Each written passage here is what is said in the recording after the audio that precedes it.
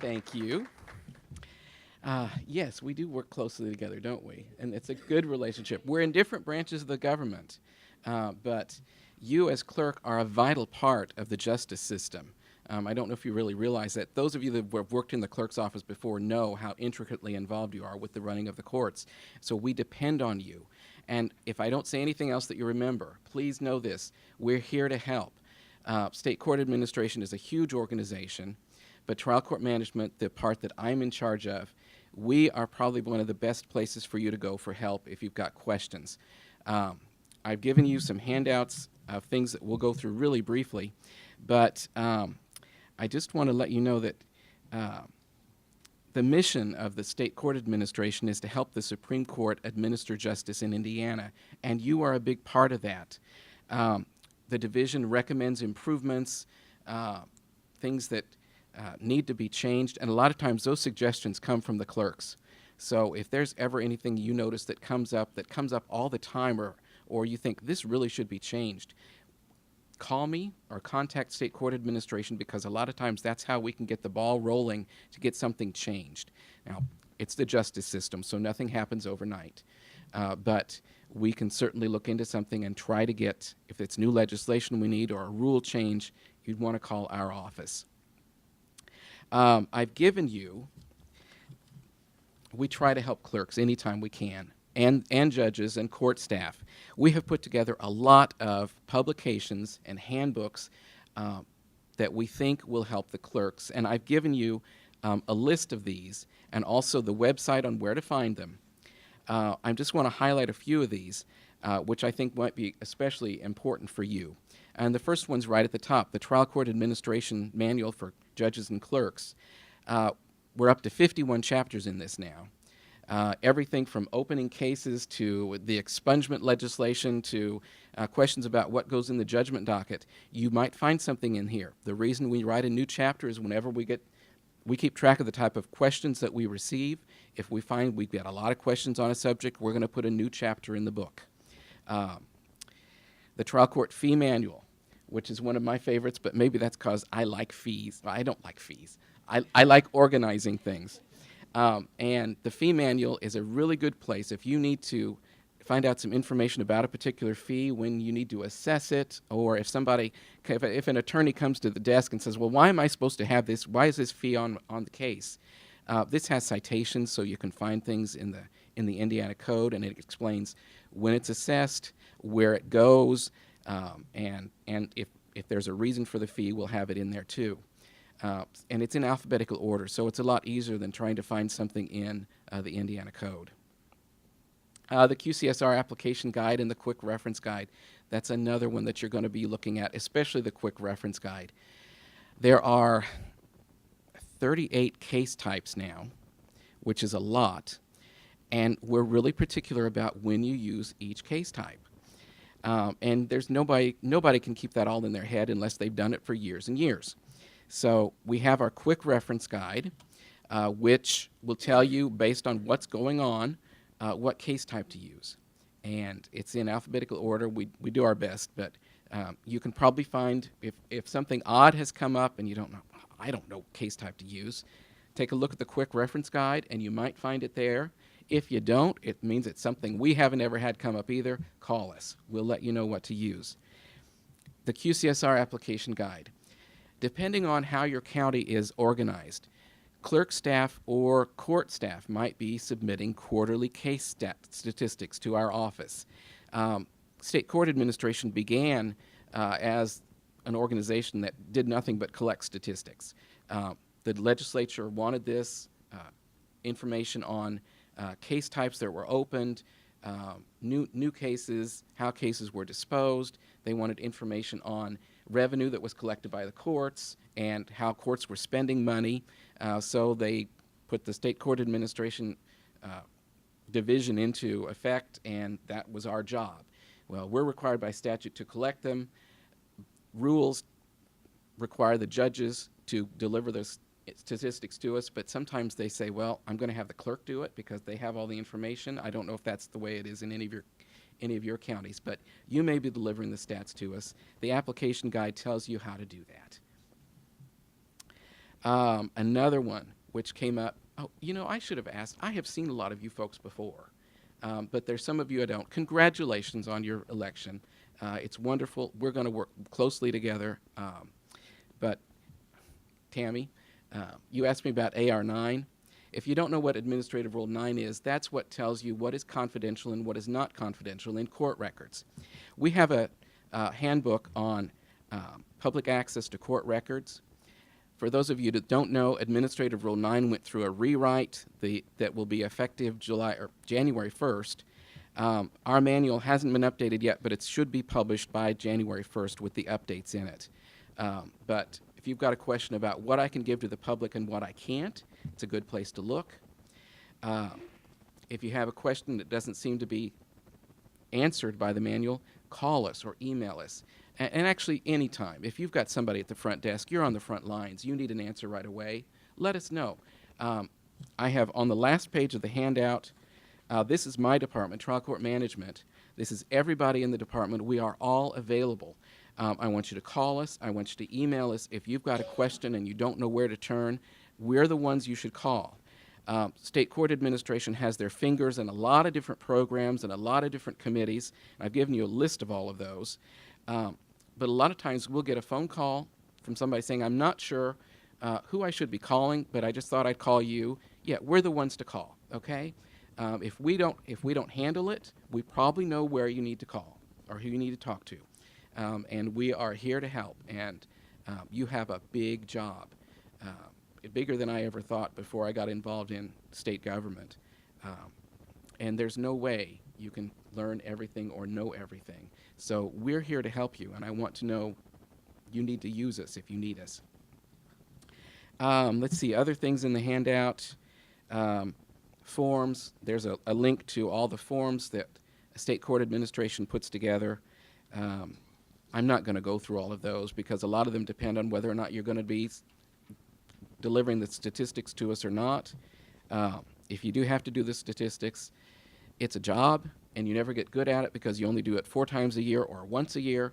So we welcome questions because we want you to do it right. I don't know. Do you have any questions for me? It seems like I've gone through things really fast.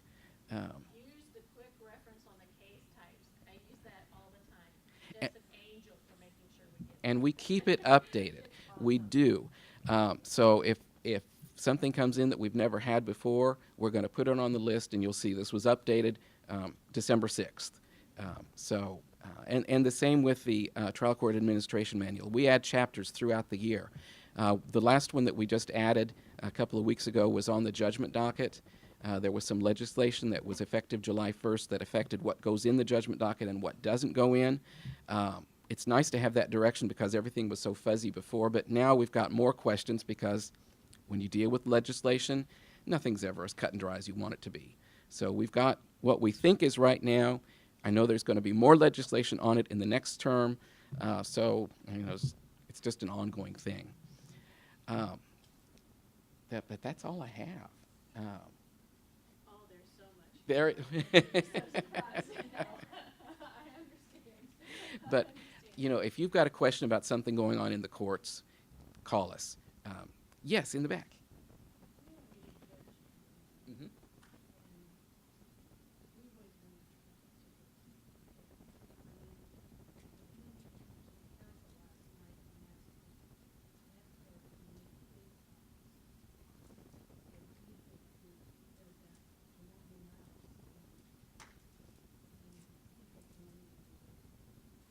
Okay. The question was, always in their county before, they have collected traffic ticket money, but they've got a new judge who wants to run the traffic tickets through the court. And she's wondering, well, is that okay? Is that allowable? Yeah, it's allowable. I'm not sure why the judge would want to take that on. I would rather have the clerk do it, but...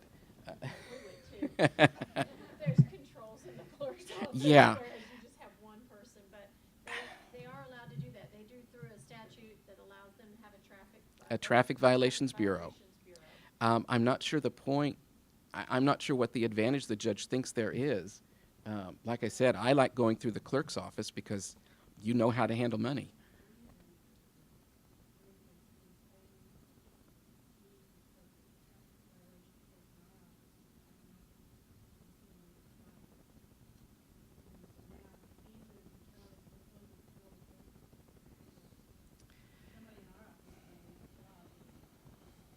Well, I'm sorry, and things like that happen out in the counties. I mean, and it's just hard when people can't work together.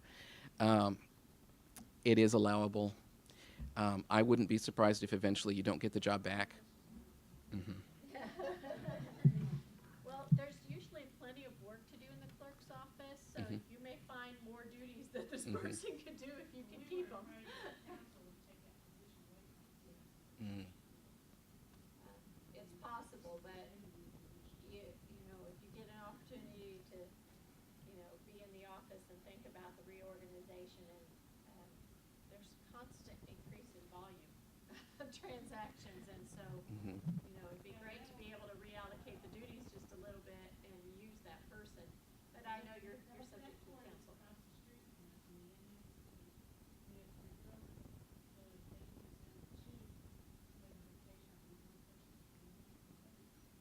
Yes. Mhm.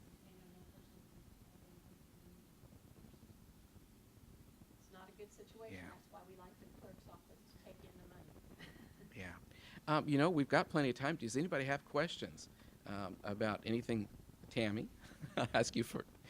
I think the judgment docket is now, and this is the first I've heard of that there's been some Hmm. changes. Can you Okay, the judgment docket.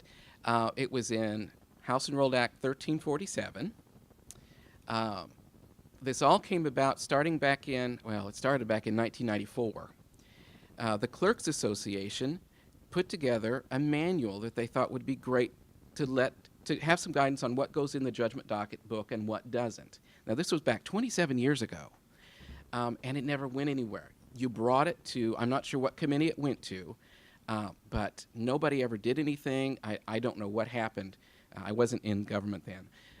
But in 2010, the Records Management Committee, which is one of the big committees of the Supreme Court, someone brought them a copy of the report, and they said, why wasn't this acted on? And they decided, well, we really should do something. So we looked into what goes in the judgment docket, which is, I'm sure some of you know, it's anytime there's a judgment entered against a person in a civil case, it should go into the judgment docket because it becomes lien on real estate in your county. There's other things that go in the judgment docket too, but that's the main purpose. It's a record for the public to use to come in and look at to see if there's a lien against somebody, if they owe money. Anyway, the Records Management Committee put together a subcommittee, which I was in, and we wrote a new judgment docket manual, and we thought it was great. We had clerks come in and help us with it. We had private attorneys, we had judges, we had all kinds of people. And we took that to the legislature 2 years ago and said, you know, we need some legislation that puts this into effect. Well, unfortunately, they didn't agree with everything we thought was good. And any time you make legislation, everybody gets a say, and whatever you take to a legislature to be put into effect, you know there's going to be changes. Well, there were changes, but they came out with a bill that passed this last session that's kind of confusing in parts. It says, and I'm going to try and remember this because, like I said, it's confusing. Judgments from criminal actions are not to be listed in the judgment docket. Infractions and ordinance violation judgments are not to be listed in the judgment docket. If it's a civil judgment where money is owed to another person, it goes in the judgment docket unless the only other people, the judgment creditors, are states, counties, or municipal agencies. Now, the reason for that is judgments stay in the judgment docket until a satisfaction is filed. Well, the state, the county, local organizations, they never file a satisfaction. So the judgment might be paid, but it's still on the judgment docket book, so it's still affecting people's lives because it's on their credit. If you want to get credit or finance a house, one of the places they go look is the judgment docket to see if you owe money. So the legislatures, and we thought this was a good change. We thought, well, if we're not going to get a satisfaction, what's the point of putting it in the book anyway? A judgment is still a judgment. It's still money that's owed. It can still be collected. The only thing you don't get is the lien on real estate. So that was a good change. But then it turns around and says, well, you don't put them in unless there's a specific statute that says put them in. Well, there's about 25 or 30 different statutes that say this is a judgment lien, or the clerk shall enter this in the judgment book. for strange things like failure to maintain railroad crossings, regulation of billboards. If you put a billboard up that's not supposed to be, that's affecting the right-of-way, there could be a judgment put against you, and it can be put in the judgment docket book. I mean, really weird, obscure things that don't come up very often, but I don't think people thought about that. And the way the language is written is really confusing. But there's a chapter on that now. I think it's chapter 51. So if you are in charge of putting entries in the judgment docket book, you might want to look at that. We do anticipate it being changed because I've been contacted by Representative Karen Richardson, who says, we know there's problems with this. What suggestions do you have? So if any of you have suggestions after you look at this, send them to me because I'll forward them on to her. Yes? 1347, I believe, yes.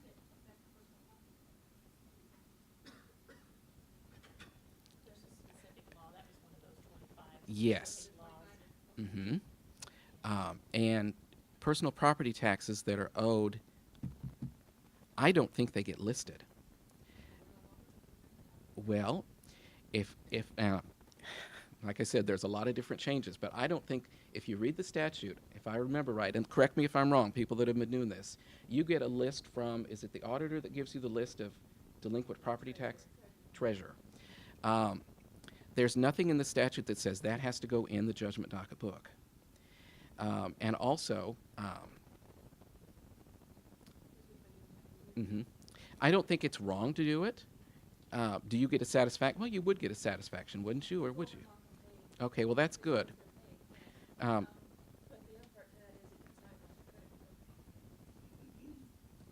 Okay. So, well, I'll have to look at that. So. Any questions? Yeah, you know, and you're going to find that a lot when you call us. These are things that there's no clear answer to. So a lot of times you're going to get an answer from us saying, well, I've got to check with somebody, or I've got to look into this, or I've got to call somebody. But hopefully those of you that have dealt with our office in the past know we do eventually get you an answer. It isn't always instantaneous, though, because these are things that you have to look into. So. I'd say that's because Jeff's careful. I think before Jeff came to State Court Administration, and I think this is maybe the second job you've had at State Court, maybe, I don't know, but he's moved up over the years, but we've worked with him for a while, and we worked with the folks at State Court Administration, but we've never had a relationship like we have since Jeff's been there. He works with Judicial Center and us, and so we try to make sure that one of us isn't saying to the treasurer, go make sure the clerk puts this in the judgment docket, and he's telling the clerk, don't, it doesn't go in the judgment docket. So it does take time to coordinate that, but we want to make sure that we're not two parts of the state telling you two different things. We want to get the right answer out there, and if we're wrong, let it be us that's wrong, because we've made something that was unclear, we made a decision about, and then they'll come out with legislation later.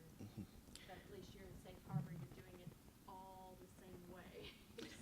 So, and that's one of the big things from Lily is we need to work together with State Board of Accounts, because you're looking for an answer, you only want one answer. You don't want two. So, other questions? Talking about having the file types and stuff. Shouldn't an attorney know what kind of? Yeah, oh boy, you would think so, wouldn't you? I mean, Billy, is that us giving them legal advice as to saying what case? Most of the time I think you're going to find the attorneys know. Other times you're going to find the attorneys think they know. We think we know best. And I think in that case, I don't think you're giving legal advice, because case type really isn't legal advice. But case type can determine fees that are paid, because different case types have different fees. Case types determine, and you may not know this, how many minutes a court is credited with for their ability to do that case. You know, if it's a really serious felony, they're going to get more minutes. We keep track of how busy courts are, and the way we do that is how the cases are filed. If it's a major felony, they're going to get more minutes of credit than if it's a misdemeanor. If it's a civil plenary case, which can stretch out for a long time, they're going to get a lot more minutes than if it's a small claims case. So it's really important to get the case type right for a lot of different reasons. Fees are important, judge time is important, and statistics. I mean, we keep track of this. We publish every year the Indiana Judicial Services Report, which publishes every court's data on the type of cases that were opened, how they were disposed, money that was collected. It's really interesting to look at if you like stats. If you ever need to produce a report for one of your county commissions or county agencies that has to do with courts, you might want to give me a call because I can direct you to a page on the website that will allow you to pull stats yourself. It will allow you to download pie charts and whatever you need that you can insert into your own report. It's really kind of cool. And you can compare your courts in your county to courts in another county, too. A lot of times you'll get questions, well, you know, how are we doing compared with this other county that's almost the same size as us? So we'll be glad to help you with that. But you can't always rely on the attorney to know. So if you have a question, check the case type quick reference or call me. Other questions? Yes, in the back. Well, I've given you the web page right here, but if you don't remember that, if you go to the Supreme Court's website, well, just search Indiana Supreme Court. It's going to come up, okay? Across the top, you will see a line of tabs that you can go to. One is agencies. If you click on agencies, you can get to state court administration to get to our page. This website is huge, and it's hard to find things, which is why I gave you the specific page. But if you get to state court administration, on the left-hand side, right at the top, there's something you can click called publications. Click on that. It'll bring up this list. And they're all electronic. If you want to print them out, you can, but I'm not sure I suggest that because they do change. So it's best if you've got a question, look it up online because you'll know you get the most updated version. Plus, some of them are 51 chapters long. You don't want to use that much paper. Anything else? Anything you can think of? Oh, yes. I just want to say thank you because I know you're a good resource. I tell you all the time. Well, thank you, and I do. I want you to do that. You're going to have questions. You're going to have things come up that you don't know what to do. Call us. We have a staff. If you know, sometimes email is better because that way we have a record of what was asked, and I keep track of these things. But phone calls are great. If you send me an email or a phone call, if I'm too busy to call back, I'll have one of my staff people do it. They're wonderful. But we're here to help, and I want you to use us. So congratulations again. I hope you have a wonderful term, and call us. Thank you.